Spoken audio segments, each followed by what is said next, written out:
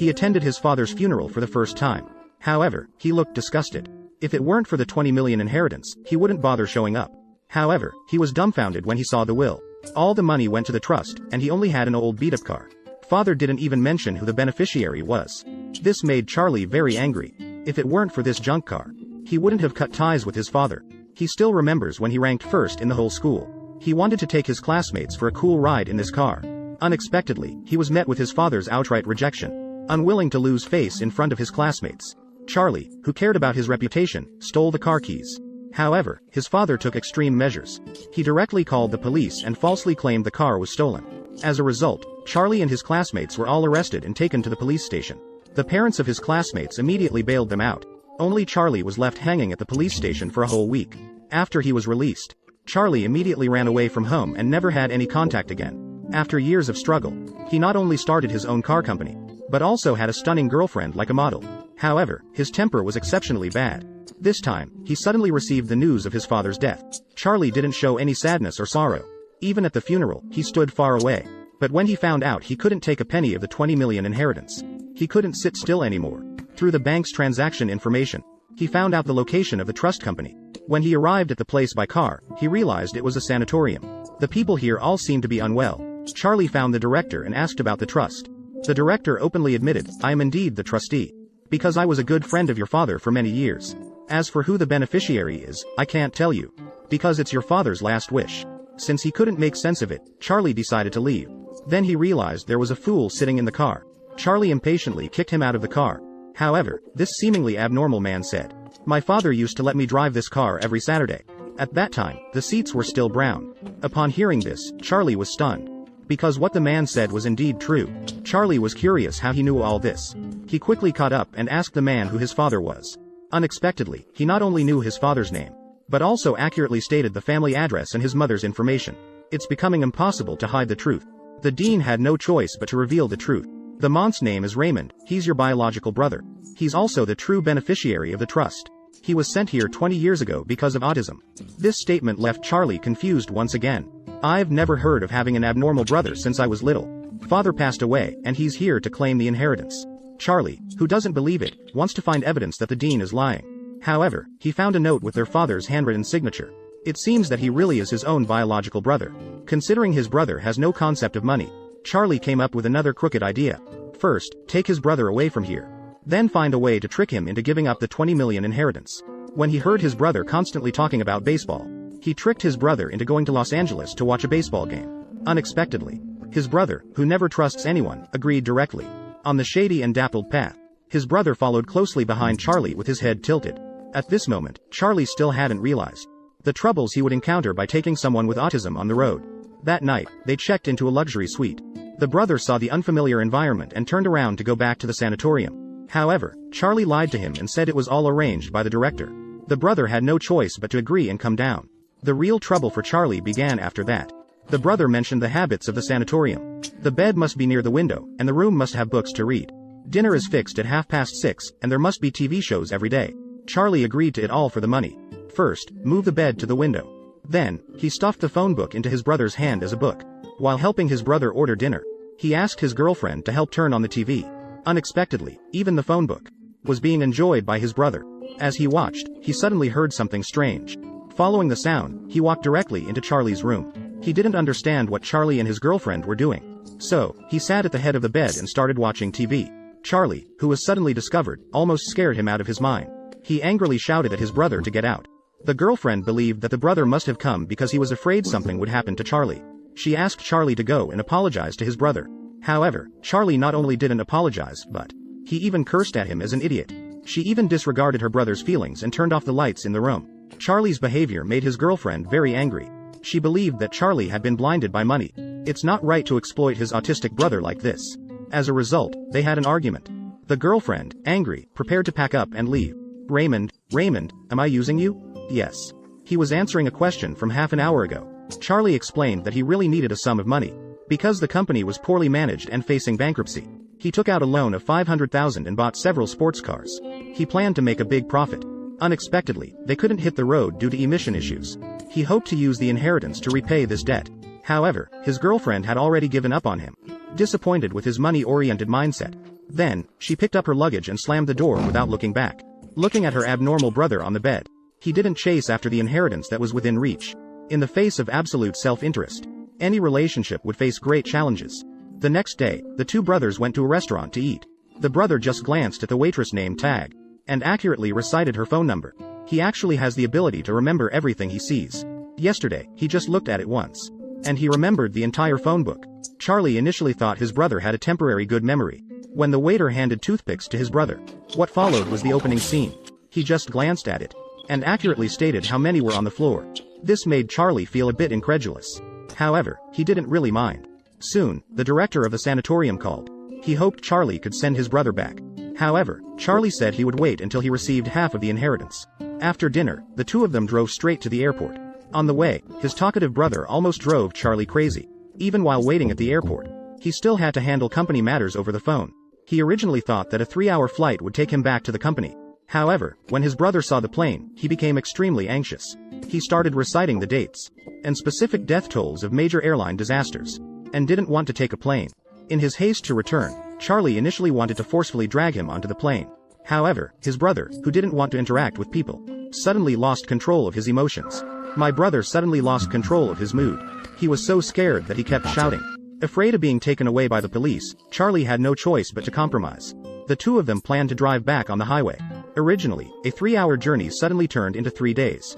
However, for Charlie, this was not yet a real disaster. The car hadn't gone very far.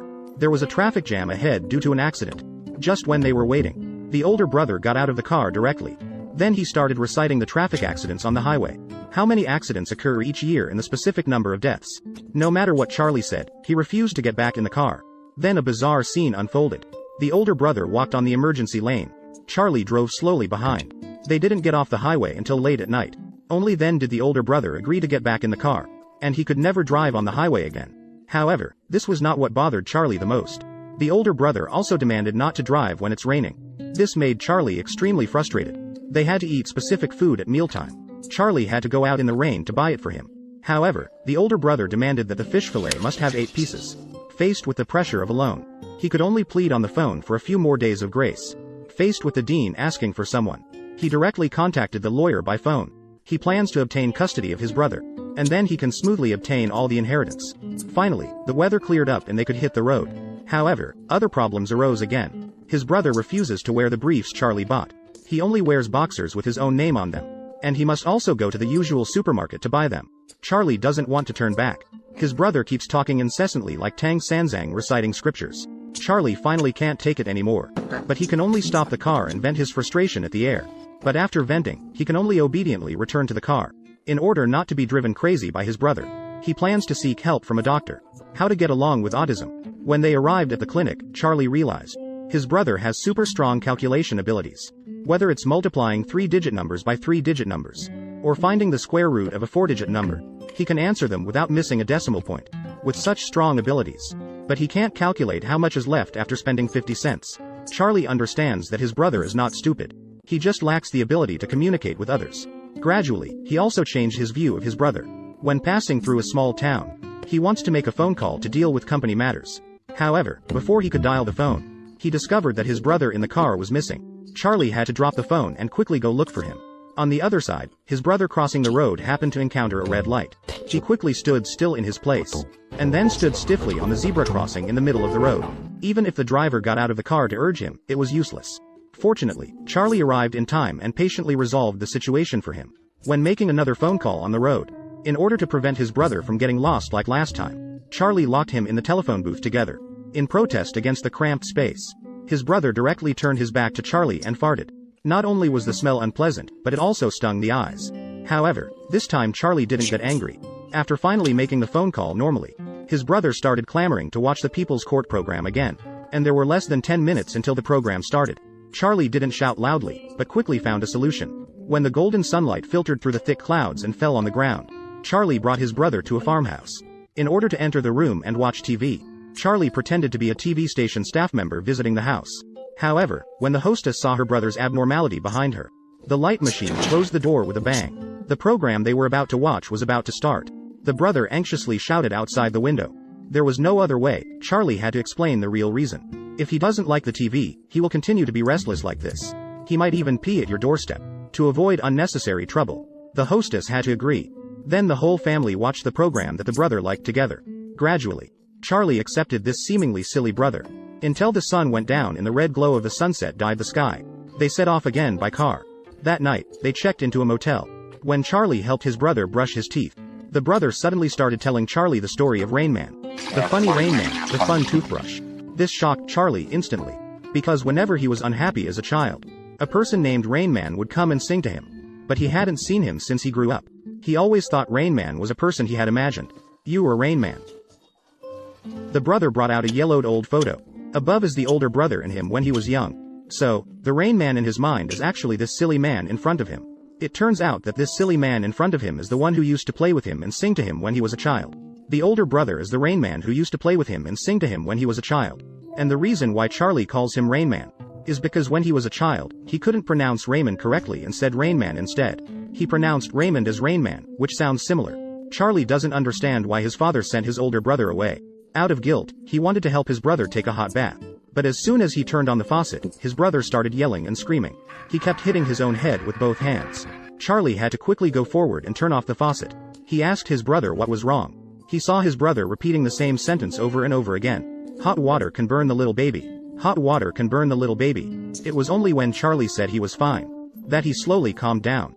The brother, who never wanted to interact with people, actually patted Charlie's head for the first time. And he kept muttering, "Can't hurt my little brother." It was at this moment that Charlie suddenly realized. It's because he was actually scalded by hot water when he was a child. The older brother wanted to save him, but was mistaken for wanting to harm him. Then he was sent to a sanatorium by his parents. And this sending lasted for 20 years. Now he finally understands why the older brother could leave with him so readily. It's not because he's really foolish, but because he knows that his younger brother is the person he must protect. Even if the unfamiliar environment is terrifying to him, he still goes without hesitation. Charlie couldn't sleep all night. It turns out that the family affection he longed for has always been by his side. Even the father he hated the most has always been protecting him. It's just that he was blinded by hatred. After understanding this, he called his girlfriend to apologize. The next day, the two of them set off on their journey. At this moment, Charlie really wanted to take his brother to watch a baseball game. The beautiful scenery along the road is breathtaking. The hearts of the two brothers are gradually getting closer. In order not to affect his older brother's daily enjoyment of his favorite TV shows, even though he himself couldn't afford to eat, he still spent a few $100s to buy a small TV for his brother. He is afraid that his brother will get sunburned, so he will personally apply sunscreen for his brother. I thought the good things would continue like this. However, a bad news came from the other end of the phone. The company went bankrupt, and not only were all the sports cars confiscated, Charlie also owed the loan company $500,000 in debt. He could only angrily vent his frustration at the air dog of the sun. That night, they passed through the gambling city of Las Vegas. The dazzling neon lights were colorful, but they had no money relationship with them. The next day, Charlie took his brother to the restaurant for a meal. His brother once again demonstrated his amazing memory ability. He just casually flipped through the song list on the table. When he heard the music in the restaurant, he could accurately say the order of the song list. Thinking about his brother counting toothpicks and memorizing phone books, Charlie couldn't help but have a bold idea in his mind. To verify his own speculation, Charlie bought several decks of playing cards. After quickly discarding a part of them in his hand, his brother could accurately say what was left in his hand. Seeing this, Charlie suddenly felt the opportunity to get rich. He stepped on the gas pedal, and then turned the car towards Las Vegas. The scattered grass was under the blue sky and white clouds. Under the backdrop, everything looked so beautiful. They say that people rely on clothes and horses rely on saddles. In order to look a bit more formal, Charlie lost his only valuable gold watch. Then they had expensive suits custom-made for both of them. They also went to a hair salon for a special hairstyle. Then the legendary gambler made a dazzling appearance. In order to make a fortune, they went straight to the table with the highest odds. With the help of his brother's exceptional memory, they won every bet they placed without a single loss. Soon, the chips piled up like a mountain. It not only attracted a large number of onlookers, it also caught the attention of the casino owner. He believed that Charlie and the others were definitely cheating, because no one can remember 6 decks of cards at once. However, they watched the surveillance footage over and over again dozens of times, but they didn't see any cheating methods.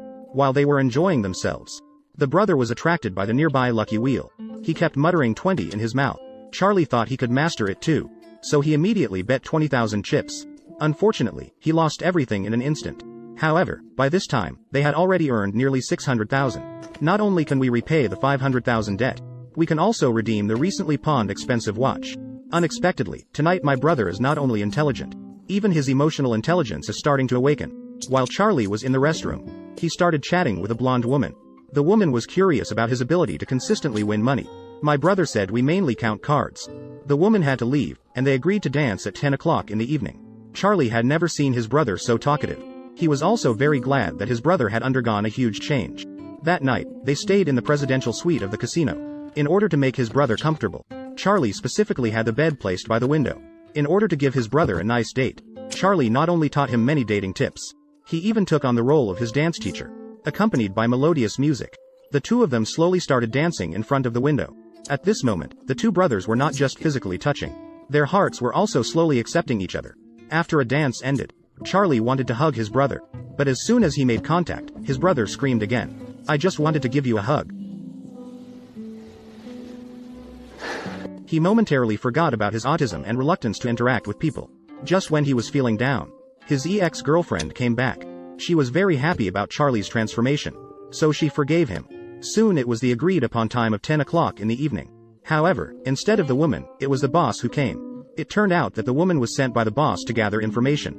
When the boss found out about their exceptional memory, he collaborated with all the casinos in the gambling city to blacklist them. The next day, in order to help his brother remember the past, they let his brother sit in the driver's seat. They circled around the fountain square in front of the hotel. Although his driving skills were terrible and he occasionally hit the curb, it didn't affect their good mood at all. After returning to Los Angeles, they moved in together at Charlie's house. At this point, Charlie still wanted to gain custody of his brother. However, his motives at this point were completely different from the beginning. He was no longer after the 2 million assets at this point. He only hoped to be able to be with his brother forever. That evening, the dean went directly to Charlie. He had already submitted his brother's information to the assessment center, proving that he had no independent living ability at all. This meant that Charlie would undoubtedly lose the lawsuit. The dean directly took out a check for 1.5 million. "I hope Charlie can safely send his brother back. Only in the nursing home can his brother receive better care. And even if you can win the lawsuit, you may not necessarily get the money." But now Charlie no longer values those wealth. Although he only spent a few days with his brother, but it was enough to make up for the years of owed affection. He has always put money first in these years. But these few days of being together made him understand. Family affection is the most precious wealth in the world. He returned the check to the dean. Then he turned and left without looking back. The next day, his brother, who woke up early, wanted to make something to eat. But he didn't know how to operate the microwave. As a result, it caused a malfunction and emitted thick smoke. Soon, it triggered the smoke alarm in the room. This made his brother very anxious. He kept banging his head against the door, wanting to get out, and kept calling the names of the nursing home caregivers. He completely ignored Charlie's persuasion. Charlie had to take a stick and smash the alarm. Only then did his brother calm down a little. Calm Charlie fell into contemplation. He began to doubt whether he could really take care of his brother. I don't know if fighting for custody of his brother is right or wrong. The two of them went downstairs together to have breakfast. Charlie not only prepares in advance what his brother needs, he also tells jokes to his brother in a way that he likes. He even takes care of his brother carefully when getting off the car. The evaluating doctor and the dean quickly. The two brothers are also gathered together. The doctor has long heard about his brother's behavior. He is more inclined to send his brother back to the sanatorium. So he threw out several targeted questions in a row. "Have you ever hurt your brother? Did you take him out of the sanatorium without permission? He was taken out of the nursing home. Did you ask the dean for 10 million as an exchange? Do you have the expertise and ability to take care of your brother?" Charlie was left speechless by these questions. Seeing the situation leaning towards the dean's side, Charlie also began to express his inner thoughts. "I did plan to use my brother to seek wealth. I even hurt him along the way. But after spending time together, I realized my mistake.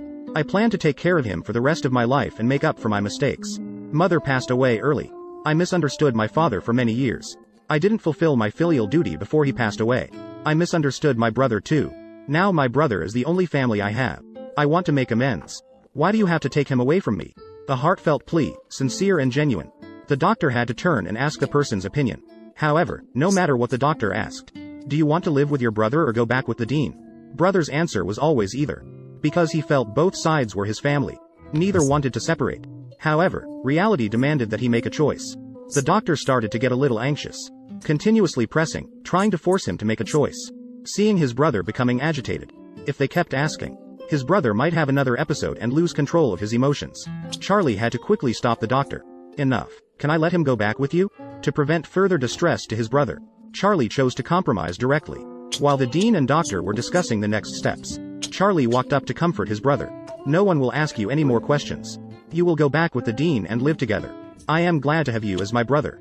At this moment, the brother who has always avoided physical contact with others, voluntarily leaned his head against Charlie's forehead. When he looked up, his eyes were already filled with tears. In this moment, in the brother's heart, Charlie is his closest person. The day of separation came quickly. Charlie prepared a lot of delicious food for his brother. Although he couldn't obtain custody, he had the right to visit his brother. Charlie promised to visit his brother in 2 weeks. Upon hearing this, the brother immediately calculated the exact time, even down to the exact hours, minutes, and seconds. He couldn't express his emotions with fancy words. He could only place his longing and care in a series of numbers. From the moment of separation, he was waiting for the next meeting, watching as it gradually moved away into the distance. Charlie's mouth curved slightly as he watched the train. At this moment, all regrets and unwillingness vanished with the wind. All the missing affection was finally compensated for.